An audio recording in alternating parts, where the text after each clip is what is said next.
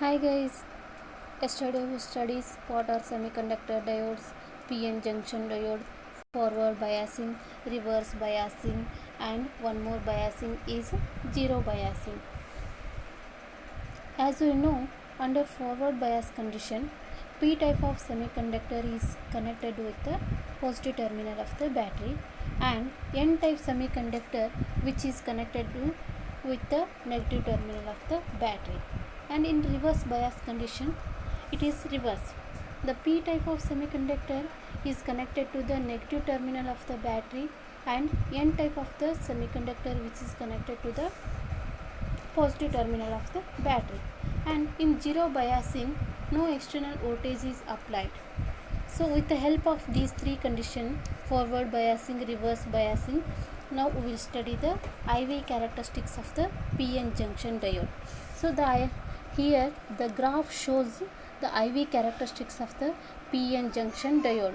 Usually the study of IV characteristics of the PN junction diode, the voltage is taken along the x-axis and the current is taken along the y-axis. Here in this diagram, the x-axis which is denoted by Vf and Vr. Vf it mean to be forward voltage and Vr it mean to be reverse voltage, and along the y-axis we denote If and Ir. If it mean to be forward current and Ir it mean to be reverse current. The characteristics can be explained under three cases. These three cases are zero bias, forward bias, and reverse bias. Now first we will study zero bias. In zero bias condition, we know that no external voltage is applied to the PN junction. When external voltage is applied, we will study the forward bias condition and reverse bias condition. When no external current is applied, at that time the potential barrier at the junction does not permit to flow of current. So current is zero at the voltage 0, which is shown in the figure at the point O. This is all about zero bias. Now we study forward bias condition. In this forward bias condition, already we know that P type semiconductor which is connected to the positive terminal of the battery, and N type semiconductor which is connected to the negative terminal of the battery. At some forward voltage, that voltage is taken as 0.7 voltage for silicon and 0.3 voltage for gallium. For this voltage, the potential barrier is almost eliminated and the current start to flow. Then the current increases with increase in the forward voltage. Hence, the curve OB is obtained in the forward bias condition. The curve OB which is shown in the figure. From the forward bias, forward characteristics, in the region OA, the current is increases very slowly and the curve is non-linear. The curve OA which is non-linear. Then this curve is non-linear because in this region the external voltage is applied to the PN junction is used in the overcoming the potential barrier. Then external voltage exceeds the potential barrier voltage. What happens when the external voltage exceeds the potential barrier voltage? The potential barrier is eliminated and PN junction behaves as an ordinary conductor. So the curve AB rises very sharply with the increase in external voltage and curve is almost linear, which is shown in the figure.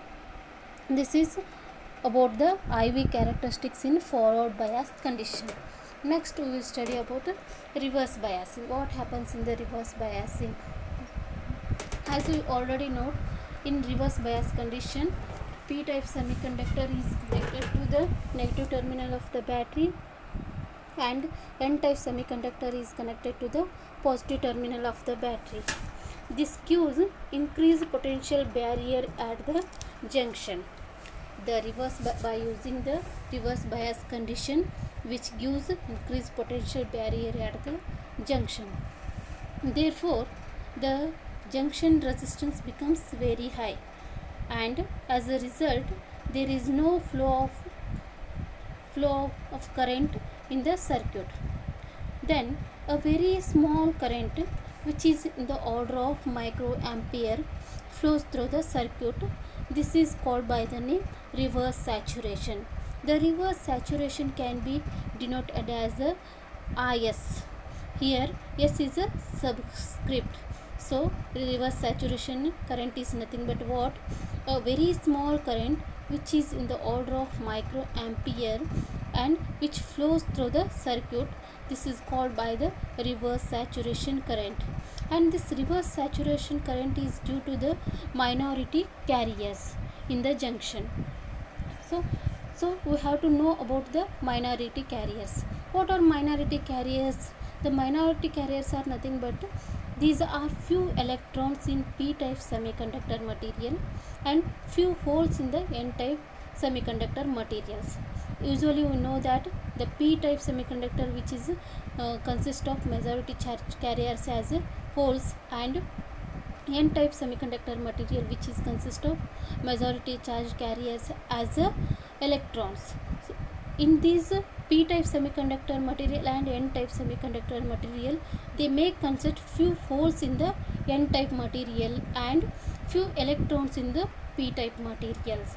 These free electrons in p-type material and holes in the n-type material are called as minority carriers. By knowing the minority carriers, we will study the reverse bias condition in IV characteristics.